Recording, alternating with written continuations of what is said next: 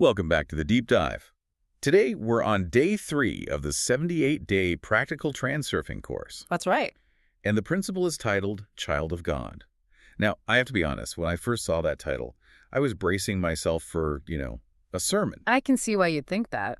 But this isn't really about religion, is it? Not in the way you'd expect. Not at all. Not in the traditional sense, anyway. It's actually more of a structural argument about how reality works. The mission today is to completely flip how you approach your goals. Flip it how? Well, most of us, we operate as requesters. We ask the universe or God or just, luck for a favor. We pray for things, we wish for things. Exactly. And the text here argues that this is just fundamentally the wrong mechanism to use. And that's because of this core identity thing it talks about. It says, in each of us there is a particle of God, which, sounds nice, but how does that apply practically? Well, it takes that statement very, very literally. The source describes all of life as God's dream. But here's the twist. God isn't just some distant observer watching you. The analogy they use is the theater of dreams. God is the spectator, sure, but also the scriptwriter, the director, and the actor. Okay, wait, hold on. So if God is the actor, that means he's playing... He's playing you, Yeah. and me, and everyone else. When you feel joy or pain or frustration, that's God experiencing the world through you. You are the vessel. I see. And this leads directly to the core logical paradox of this whole chapter. If you accept that you contain a particle of the divine, then asking for things becomes, it becomes absurd. Walk me through that. Why is it absurd? Think about it. If you are fundamentally a piece of God and you ask God for something, who are you actually asking? You're asking yourself. You're asking yourself. It would be like God begging himself for a favor. I mean, does God beg? Does God strive or demand things? No, I guess not. No, he simply takes what he wants because it's his reality to shape. So the argument is that we, as his particles, shouldn't be begging either. We should just take... That sounds a little arrogant, doesn't it? I'm just going to take what I want. And that's a fair point, but it's not about looting a bank. It's about intention.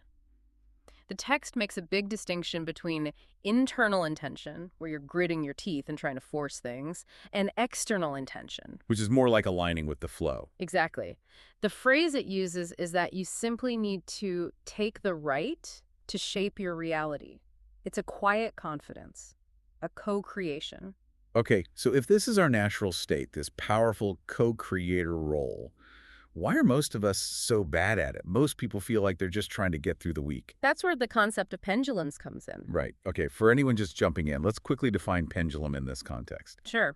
In transurfing, pendulums are these big energy structures. They're formed when groups of people all think the same way. Think political parties, corporations, even social trends. I mean, they feed on our energy. They do. And this text argues that pendulums have basically stolen human awareness. They've tricked us into thinking the goal is worship or service or fear.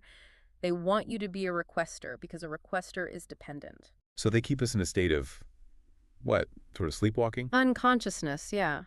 The source is pretty blunt about it.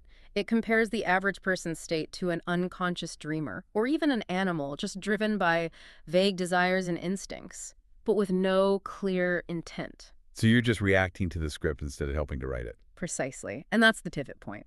The goal of day 3 is to wake up in the dream, to realize your purpose isn't to serve a higher power, but to create together with it. Your intention is God's intention.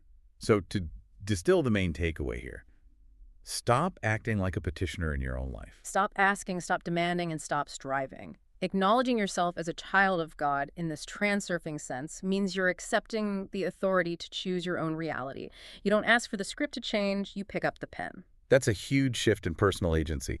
Now, before we wrap up, there's a final thought here in the notes that's a bit of a brain breaker. It is, yeah. It circles right back to that theater of dreams idea. If your life is God's dream, and God is both the audience watching the play and the actor living through you, it forces you to ask a pretty fundamental question. Which is? Are you the one dreaming, or are you the one being dreamt? Wow. Okay, good luck sleeping on that one. Thanks for listening.